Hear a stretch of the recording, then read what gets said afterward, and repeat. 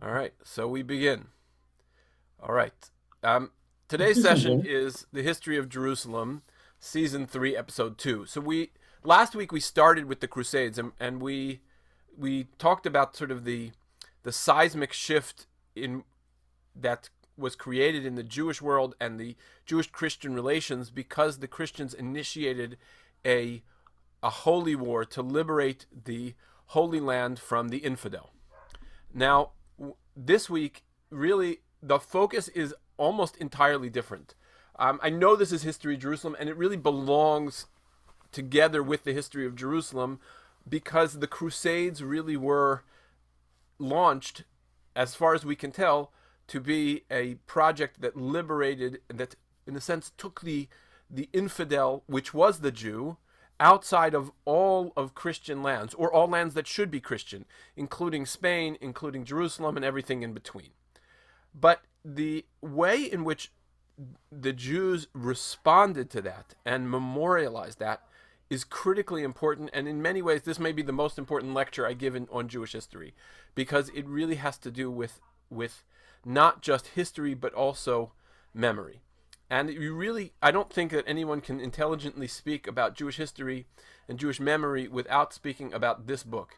It is a short little book. I'm holding it here in my hands. It is all of, of 103, 110 pages, including the postscript. It's an easy read, but it is a very profound book. It is Jewish history and Jewish memory, written by a Columbia University professor, Yosef Chaim Yerushalmi. And Yerushalmi makes this very fundamental distinction, that history is the set of facts that are recorded. They have dates, they may have places, they may have personalities, they may have all sorts of different details that are recorded. But it is a very different thing what we internalize, that we keep in our memory. And so he writes, what is remembered is not always recorded, and alas for the historian, that of much which has been recorded is not necessarily remembered. And this is, this sort of came up last week when we discussed this idea. Somebody brought up the question of, well, who teaches about the Crusades? Who teaches that this is the moment where people are trying to not only get rid of Jews, but get rid of Judaism, get rid of Jewishness in the middle of Christendom? And the answer is that we've sort of lost some of that. This also relates to a very contemporary issue. If you speak to Rob Krell, if you speak to other Holocaust survivors, they're very worried about something. They're very worried about what happens when there are no survivors left, what happens when the second and third generations pass away, who remembers the Holocaust, who is keeping that memory alive. There is a very visceral desire to preserve the memory as a way of doing the bare minimum for the victims of the Shoah.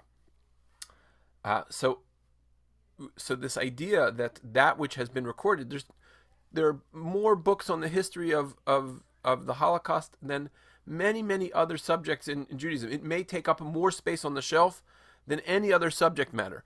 Right, I can tell you that we probably have 5 or 6 members, if not more, who've written their own memoirs about what happened in the Shoah.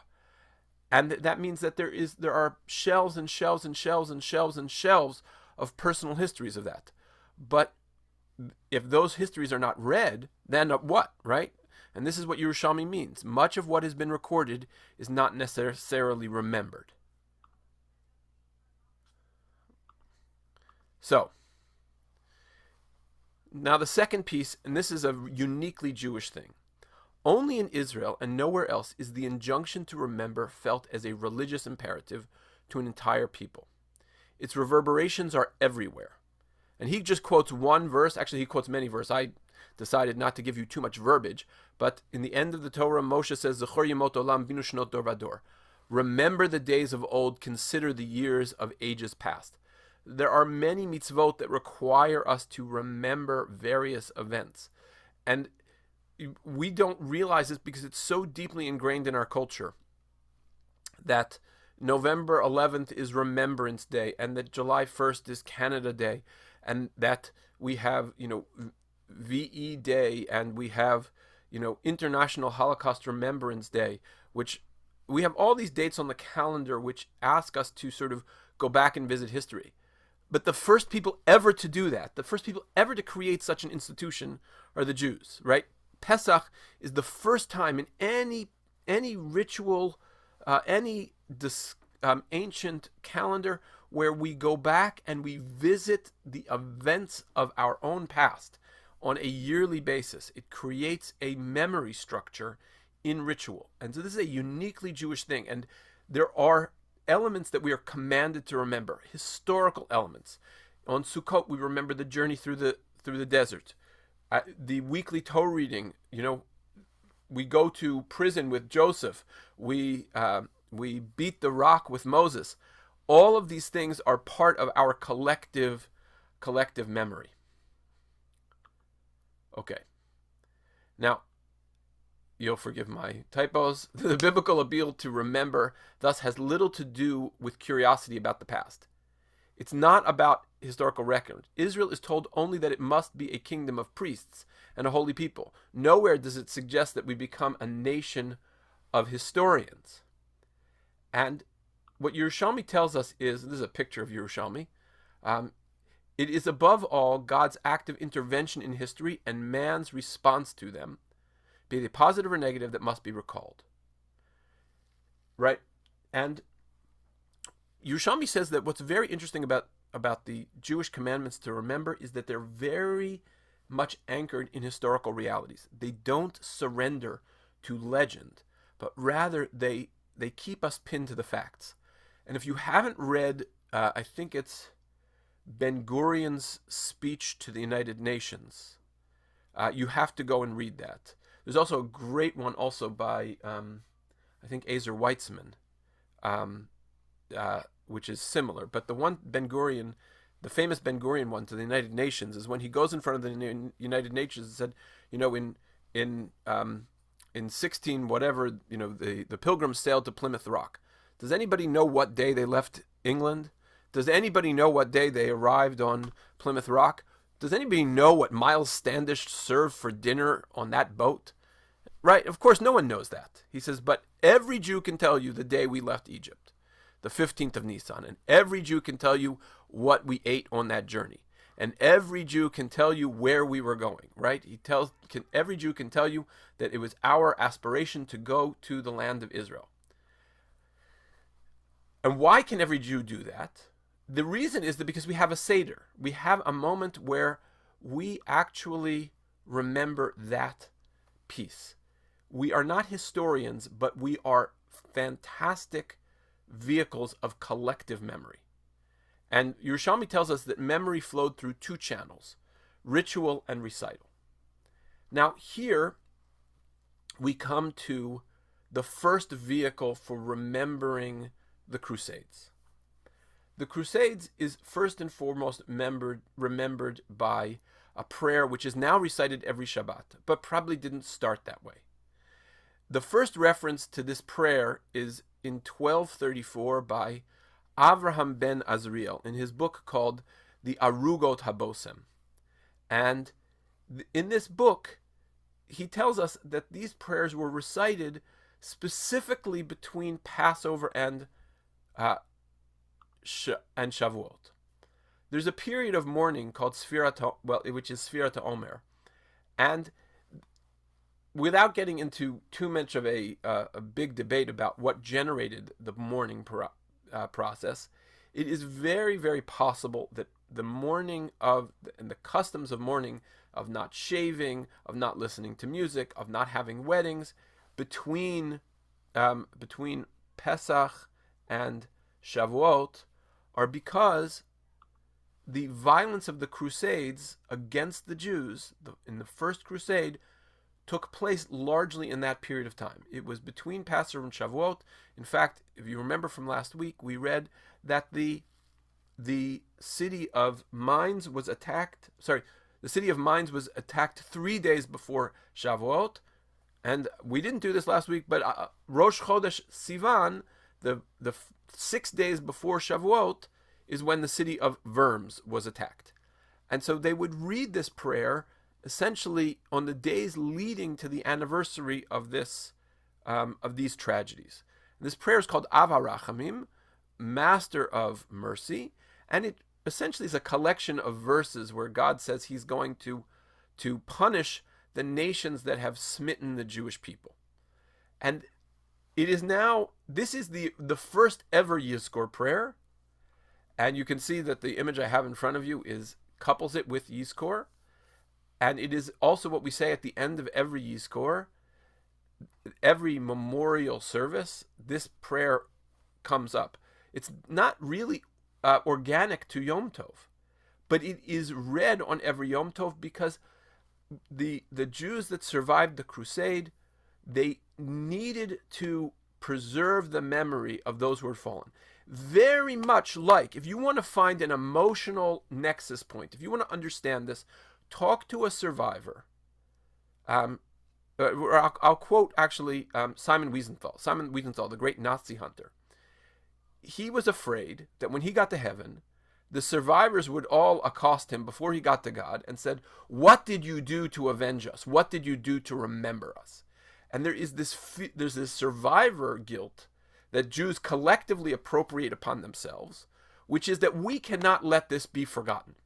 And the Av HaRachamim prayer is the first attempt to put something on paper, put a ritual, a recital on paper that says we are not going to forget the fallen Jews of the Crusades. I won't bog you down with the particulars of this, but I will say that this is a quotation from that book that I referenced, the Arugat HaBosem, and he says, "La'achar zichron." Oops, went the wrong way. So he says after we say, after the Chazan says Ashrei, he says B'kol Ram, and he says Av HaRachamim, and he says specifically right here. He says, get my annotator up. Okay. He says, "Lahazkir b'Shabbatot bein Pesach la'atzeret nishmot hakadoshim shekidshu Hashem." Right, and we remember those souls that gave their lives for the sanctification of God's name. That's what the purpose of this Av HaRachamim, and we see that it was only between Pesach and Shavuot. We now say this almost every Shabbat, and that may be a memorial drift. There may be other reasons for that, but we see this is a first attempt to remember these Jews. Now, I need to tell you a second story. Last week we told the story of Jews who died and who even took their own lives rather than be put to the sword. The Crusader standard operating procedure was convert or die. We will bring violence upon you. We will give you the opportunity to convert, and if not, take the sword. And so, what was celebrated largely, I would say, the lion's share of material in the Crusader Chronicles that we talked about last week were chronicles that describe this martyrdom, the sacrifice for true faith that took place during the Crusades. And this is perhaps the most celebrated part of what Robert Chazen calls the epic of defeat, the way in which Jews rescued victory out of their martyrdom. But there is another story that really lurks underneath the surface, which I want to tell you in a form that you are familiar with and unfamiliar with at the same time. And this is in another prayer that has become almost as a staple of, it is a staple of Rosh Hashanah. It is an unforgettable prayer. It is a prayer that that even during the pandemic, when we cut almost everything out that wasn't in the Talmud, we couldn't take out the Unasana Tokef. The Unasana Tokef means come and ponder the weight of the day.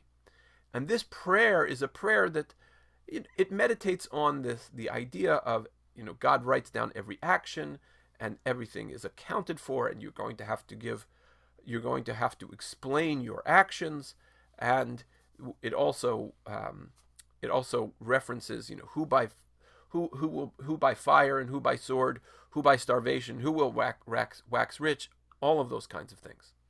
And so this prayer is central prayer in Rosh Hashanah. But part of this prayer is a story that we have from a source that is a little bit later than was meant to have happened.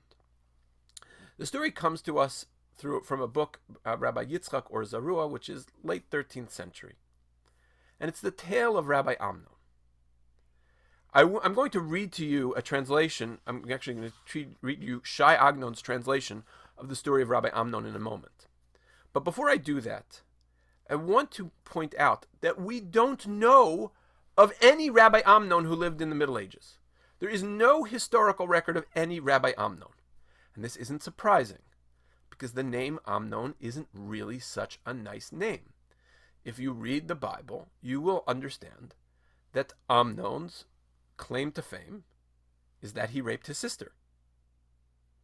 And it's not really a nice name to give someone. Like there also aren't lots of rabbis named Korach, because Korach rebelled against Moshe. So we don't have lots of rabbis who have those kinds of names. So it would be very odd to have a rabbi whose name was Amnon. So we haven't found him, we don't know of him, and he may not exist. The other problem with Rabbi Amnon is that this prayer has now been found through research and Cairo Geniza fragments to actually have origins that are far, far older than Rabbi Amnon. They belong to maybe the 4th, 5th, 6th, 7th century, and a Paitan who's one of the earliest Paitanim, one of the earliest Hebrew poets, whose name was Yanai. And so we have this dual problem. One, we haven't found the Rabbi Amnon who supposedly composed this. And two, we actually have an earlier version that's composed by somebody completely other than Rabbi Amnon, centuries before Rabbi Amnon could have ever lived. So there is a mystery here, and the mystery actually has a solution. But before I give you the solution to the mystery, I want to read you the story. I apologize for so much straight reading in this, but this is an important story. It's a powerful story, and it's really worth having on the record. So again, apologies, but permit me. Again, this appears in the work of Rabbi Yitzchak or Zarua, and he says as follows. I found a manuscript by Rabbi Ephraim ben Yaakov of Bonn, who lived in the 12th century, describing how Rabbi Amnon of Mainz came to compose the liturgical poem beginning, and we shall explain the powerful sanctity, unis anatokef kedushat hayom. As a misfortune that happened to him, the manuscript reads as follows. This is the story of what happened to Rabbi Amnon of Mainz, who was one of the great men of his generation, and rich, and of a good family, and handsome, and well-formed. The lords and the archbishop began to demand that he convert to their religion, and he refused to listen to them. And it came to pass after they had spoken to him day after day, and he would not listen to them. Though the archbishop himself was urging him, that one day he said to them, I wish to take counsel, and to think about this matter for another 3 days. He said this to put them off. And it came to pass at the moment he had left the presence of the archbishop, he took it to heart that he allowed a word of doubt to leave his lips. And though he needed to take counsel, and he allowed a word of doubt to leave his lips, as though he really needed to take counsel, and thought, in fact, to deny the living God. So he went home, and he would neither eat nor drink, and fell sick. And all his relatives and loved ones came to counsel him. But he refused to be consoled, for he said, I shall go down to the grave mourning because of what I have said. And he wept, and was of sad heart. And it came to pass on the 3rd day, while he was in pain and anxiety, and the archbishop sent after him, and he said, I shall not go. And his foe continued to send many even more distinguished lords, but Rabbi Amnon still refused to go to the archbishop. Then the archbishop said, bring Amnon against his will immediately. So they hurried and brought him, and he said to him, What is this, Amnon? Why have you not come to reply to me, and do my desire at the end of time, the time you set yourself to which you would take counsel? And Amnon answered, said to him, I shall pronounce my own sentence. Let the tongue that spoke and lied to you be cut out.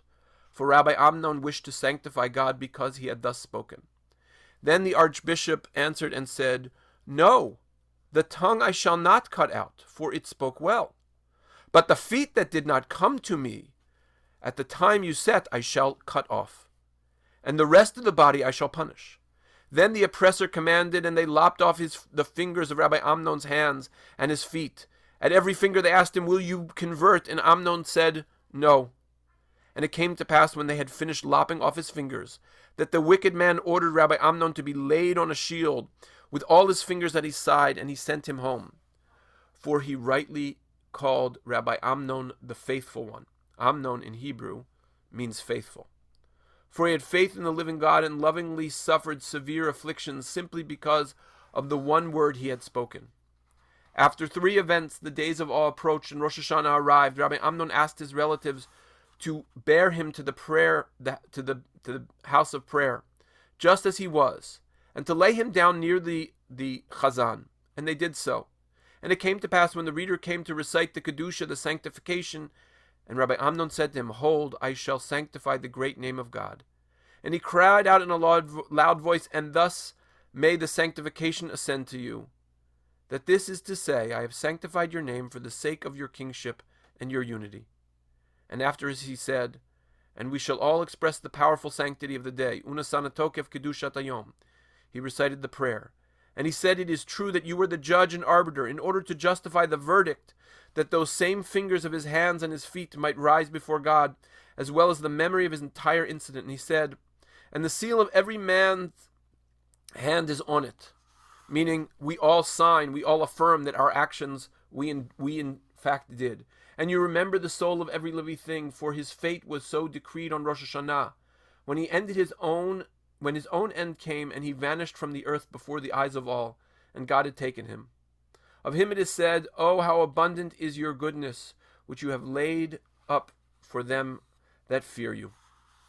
3 days after Rabbi Amnon had been called to the academy on high, meaning heaven, he appeared to Rabbi Clonimus ben Rabbi Meshulam, who lived around the year 1100, in a dream of night, and taught him the liturgical poem beginning, "And we shall express the powerful sanctity of the day, Unasanatokef Kedushat Hayom." And he ordered him to send it to all the diaspora to be his testimony and remembrance. And Rabbi Clonimus did so. So that's the story of Rabbi Amnon. And that's the supposed story of this prayer. There is a theory, and I'll try and evidence the theory a little bit for you, that the story of Rabbi Amnon is not a story of a rabbi named Amnon. The story of Rabbi Amnon is the secret story of the many Jews who underwent conversion for various reasons, temporary or permanent, temporary and secret, permanent and secret. There were many Jews who didn't martyr themselves, but they momentarily or outwardly betrayed their faith. This is the memorialization of their story. And so this is from the Crusader Chronicles.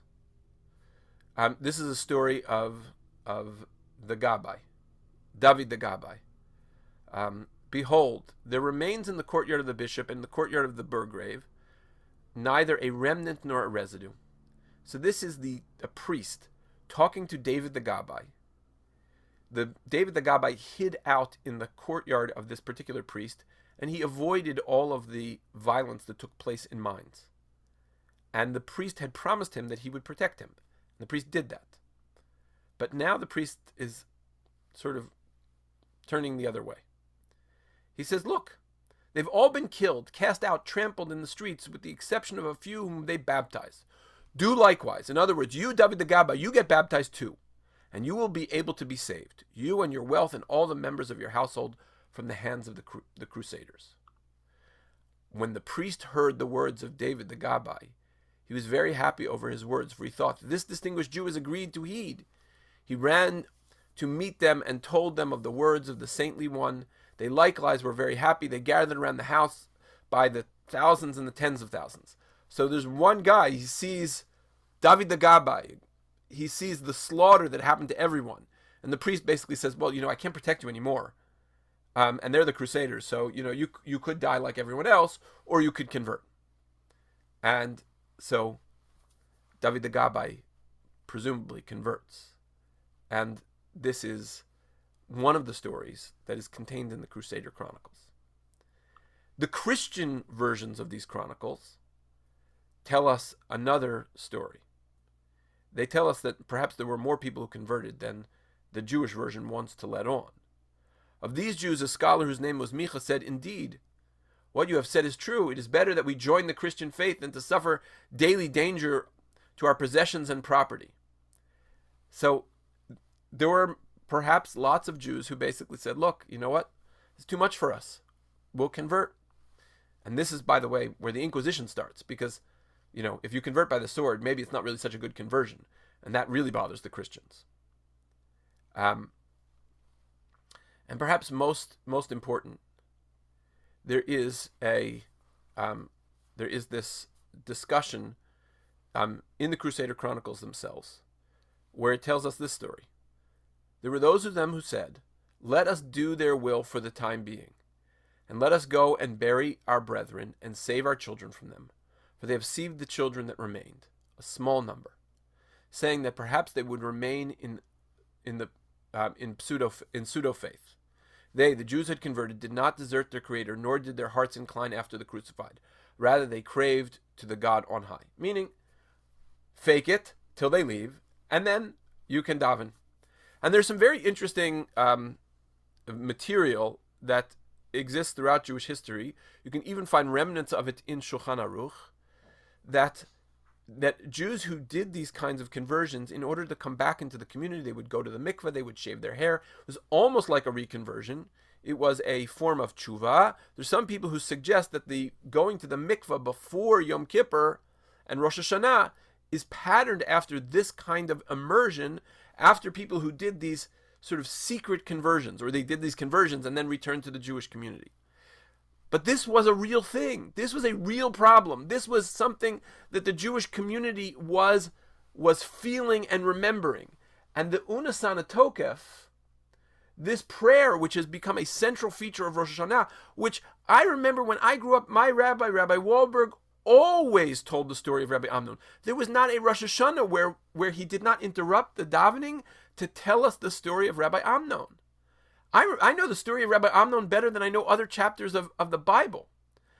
But this story it's interesting because it's become part of Jewish consciousness, and it exists in an interesting space because most people forgotten about the forced conversions.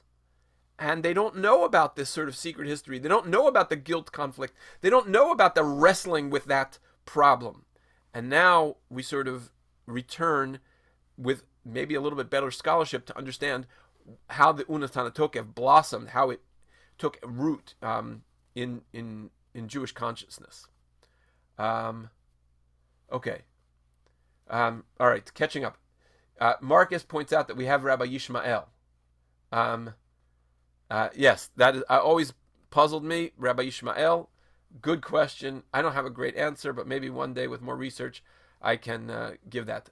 The one thing I can just say about Rabbi Yishmael, right? Yishmael means God heard. So without the historical reference, Yishmael has some positive scenario. But good point, Marcus. And we'll one day when we go back to cover that period, we'll try and figure out why Rabbi Yishmael's parents gave him that name. Okay, so just maybe one or two more ideas here in the memorialization that is part of the Crusades. So this is actually a statue from Yad Vashem, and this is a verse from the book of Lamentations from Eicha. Mi yitein roshi mayim ve'eini mekor dim'ah ve'evkeh yomam v'layla et chalei batami. Would that my head would turn to water and my eyes became the spring of tears, and I would cry day and night for the slaughtered of my people. This is this verse from the book of Lamentations. It is something which obviously Jews will return to for various tragedies, but maybe one of the first instances when it is used is on Tisha B'Av, on the 9th of Av. There are liturgical poems that are recited every year, and they belong to various events along the history of the Jewish people: the destructions of the temple, the destruction of Shiloh, the death of King Josiah. There are a number of different events, but one of the earliest post-Talmudic events that is remembered is, in fact, if not the earliest post-Talmudic event, is the First Crusades, and it is remembered in a kina, in a liturgical poem, a poem of lamentation, which is titled Mi Yitain Roshi Mayim. Would my eyes become all water and be a wellspring of tears? It is a way of saying, I cannot possibly cry enough tears for what has happened, for the slaughtered of my people. And the poet will take this on, and he will specifically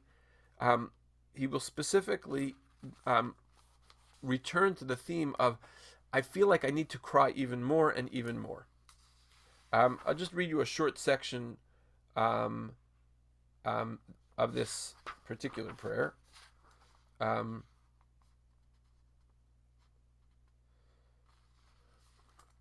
In my bitter agony and sadness, I compose elegies, as I remember today the murder of the holy congregations, the community of Worms, proven and chosen, Talmudic masters of the land, their purity unsullied. Twice they sanctified the Holy One in reverence. On the 23rd day of the month of Iyar, they were purified. And in the 3rd month, Sivan, while reciting Hallel on Rosh Chodesh in song, they surrendered their soul, bound up with love. I moan over them with a wailing cry, saturated with tears, those adorned with a perfect crown upon their heads. For the towering personalities, the distinguished community of minds, quicker than eagles and stronger than lions. That's a fascinating phrase. The phrase in Hebrew is min sharim kalu me'arayot. The original is gaberu, and the original refers to Saul and Jonathan, who fight on the field of battle. And the imagery here is that these are sort of victorious soldiers in the plight of Israel.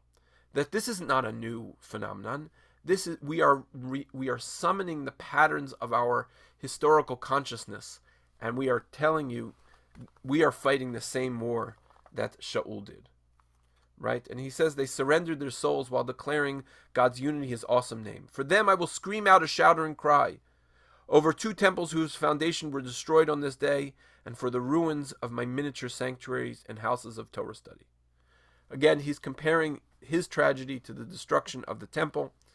And again, he goes back to this. He discusses what happens about how the bodies are dragged naked through the streets. He goes through the gruesome pieces of the history. But again, this is something which survives to this day. There are 1 million Orthodox Jews that read this every Tisha B'Av. And probably the greatest hope, if you ask yourself, where will the Holocaust be remembered in 200 years? There may not be people who go to the JCC for Yom HaShoah events. I can't say, but the numbers dwindle, and it tends to be the people who participate tend to be 2nd generation, 3rd generation. But I can tell you, there are people who have no family history in the Shoah, who every Tisha B'Av they say this prayer about the Crusades, and at the end of the same book, there are 2 prayers about the Holocaust. One written by a Hasidic rabbi, another written by a German rabbi. And those will be said. Those will continue to be prayers that are said. And maybe that's as Yerushalmi says, we remember things through ritual and recital. That we go back through these events and we make them come back alive. It is part of our consciousness. And the story of the Crusades, in both, I think, the Unisana Tokef and in the Crusader Chronicles, both in martyrdom and in conversion, it is part of our story of the epic of defeat. And this is a very important theme. The theme essentially is that by clinging to our sense of the truth of Judaism, by willing to make the ultimate sacrifices for this, we transcend the oppression. We escape it. We are beyond it. We are victorious over our oppressors. And that, I think, is a very important part of sort of core Jewish psychic DNA. That is a very important part of our collective memory. That is part of what animates the Israeli army. That is part of what animates the David Ben Gurions of the world and the Zev Jabotinskys of the world. And it is part of what animates the need to ensure the Torah study does not falter, throughout the ages. This is a very, very important concept, and I could detail it more by showing you how the Crusaders, or the Crusader Chronicles reference some of the other great Jewish heroes who follow the same pattern, whether it's Rabbi Akiva or Hananiah, Mishael, and Azariah, who throw themselves into the fiery furnace in the days of Nebuchadnezzar. There is this theme that we are willing to lay it all down for God, b'chol nafshecha, with all of your soul. That is part of this epic of defeat, is that even as we are defeated, we are victorious. And this is I think a very, very important part of the Jewish psyche. It's a very important part of the Jewish sense of preservation.